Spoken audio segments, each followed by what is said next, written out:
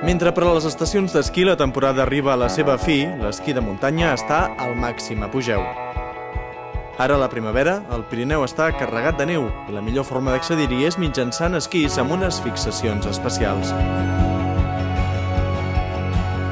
A la sola s'adhereixen les anomenades pells de foca, que consisteixen en un teixit fet per petits pèls que permeten lliscar cap amunt, però s'arrapen a la neu en el sentit contrari. Ens trobem a la boca sud del túnel de Viella i pugem en direcció al cim de Mulleres, situat a la frontera entre Aragó i Catalunya.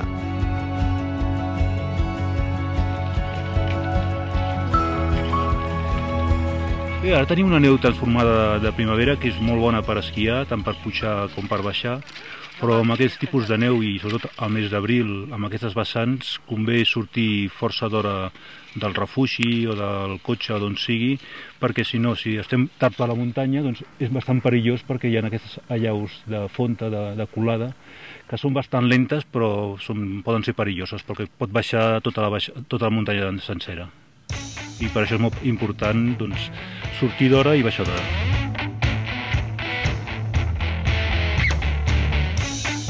Aquesta ascensió és de dificultat mitjana, amb un desnivell total d'uns 1.400 metres. Bé, l'esquí de muntanya va començar com l'esquí, no? Pràcticament fa 100 anys. La gent sortia, com no hi havia telecadires, ni telesquís, ni res d'això, sortia, pujava a la muntanya amb esquís, no?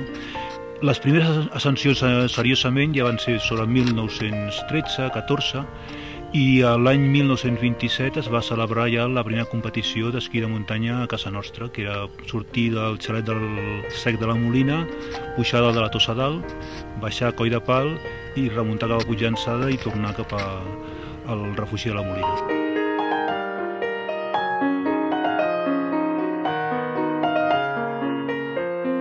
Potser una de les persones més emblemàtiques que hem tingut a Catalunya d'aquella època ha estat l'Ernest Mollor, que va morir ara fa molt pocs anys, als quasi 100 anys d'edat, que va córrer aquella cursa i bastantes més que es van fer fins abans de la Guerra Civil Espanyola i després de la Guerra Civil Espanyola, i va tenir el rècord de pujar des del refugi del Sec fins a dalt de la Tossa Dalt, va tenir més de 40 anys, indicant una mica que en aquella època també la gent s'entrenava molt i corria força. Actualment el material és molt més fiable, resistent i lleuger, especialment el que es fa servir a les curses.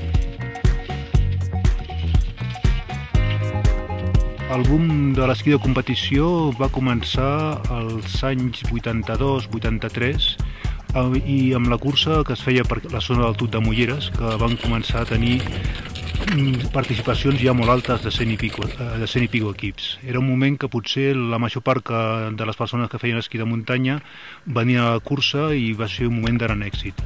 A partir de llavors jo penso que hi ha hagut una línia ascendent tant de la gent que fa esquí de muntanya en plan turisme com la gent que fa esquí de muntanya de competició. L'augment de les temperatures ha humitejat la neu i s'ha incrementat el risc d'allaus. La prudència ens recomana deixar el Mulleres per una altra ocasió i baixar. Abans, però, decidim pujar dalt la carena. Aquesta és una part de l'esquí de muntanya que demana coneixements d'alpinisme.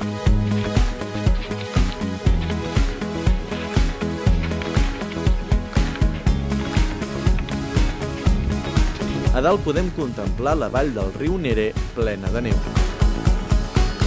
L'any 1997 es va crear el Centre de Tecnificació d'Esquí de Muntanya de Catalunya i ja l'any 98 els campionats d'Europa varen lograr 2 places de podi. A partir d'aquell moment vam estar, any rere any, anàvem guanyant places de podi en categories júnior, categories cadets, per dir-ho així, en les categories joves. I llavors, amb els últims anys, a l'aparèixer en Kilian Jornet, una mica la sorpresa va ser que no sols guanyàvem podis en les categories més joves, sinó que el Kilian va començar a guanyar primer una prova de la Copa d'Europa d'esquí de muntanya davant dels millors de l'especialitat quan encara era júnior, i després, quan ja va entrar a la categoria sènior dins de la categoria de promeses, va ser com una revolució. Fins a aquell moment, a cap país del món un esportista promesa havia guanyat una prova de la Copa del Món. Com que aquest esport no és olímpic, té un pressupost que és una desena part de qualsevol altra disciplina esportiva olímpica. Això significa que, tot i que es fa una tasca professional, ningú cobra un sou, ni tan sols el director.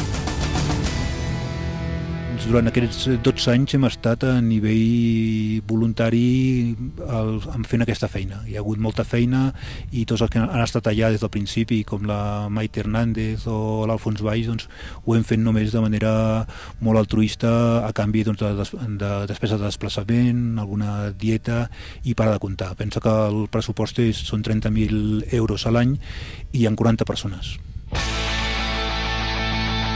Arriba l'hora de baixar, el moment més preuat per tot esquiador de muntanya, llevat d'una excepció molt important. Anant i passejant potser sí que pot ser el més divertit, però competint és la pitjor agonia de totes. Que les cames a punt d'explotar i el perill de saber que si caus pots fotre d'un pinyó molt fort. Es baixa molt ràpid, i si es caus baixant ràpid és un efecte molt mal. Com que nosaltres anem de passeig, és doncs el moment de gaudir de tot l'esforç de pujada. La neu està en pèssimes condicions, però ja han fet bé de baixar, perquè unes quantes hores més tard el perill de llaus seria notable.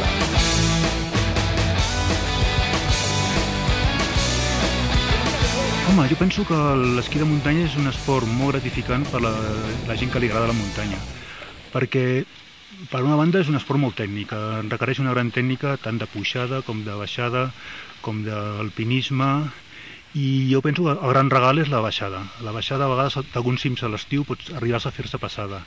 En canvi, baixar esquiant per aquestes pales doncs és un plaer. En un moment arribes a baix i a més que t'ho passes molt bé.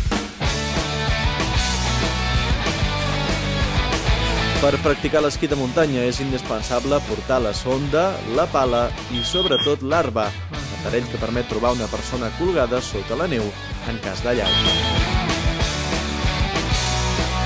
Bueno, jo penso que podem estar molt contents a Catalunya perquè el tipus de curses que es feia a Catalunya amb esquís de muntanya per equips de dos i que se sortia i el primer que arribava era el que guanyava, és el format que actualment s'ha imposat a nivell internacional i evidentment també que hi ha curses individuals, però el format aquest és el mateix i és un format que s'ha de dir que a altres països no existia. I a partir d'aquí després es va començar també a fer a França, a Suïssa i a Itàlia, que corrien bastant més amb esquí de fons per la muntanya i tothom va agafar el format d'esquí de muntanya tal com coneixem ara i ens imaginem.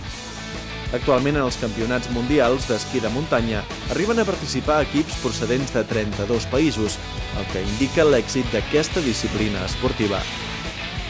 Curiosament, l'esquí de muntanya va ser esport olímpic els anys 1924, 1928 i 1936. Des de fa uns quants anys es fan gestions perquè ho torni a ser. Per mi, per moltíssima gent, considera que hauria de ser olímpic perquè té unes condicions d'estar en contacte amb la natura, que el que guanya és la persona que està més forta i és més tècnica, que els àrbitres influeixen molt poc amb el resultat perquè és el primer que arriba i pràcticament aquí no intervé, i considero que per tot això i pel gran nivell que tenen els corredors actualment mereix ser un esport olímpic en tots els drets. Catalunya és una potència mundial en l'esquí de muntanya gràcies a la tasca altruista de molta gent com en Jordi Canals. Potser ja és hora que rebin un millor suport econòmic de les administracions en proporció als èxits aconseguits, però sobretot per la lloable tasca de formar atletes i muntanyencs a la vegada.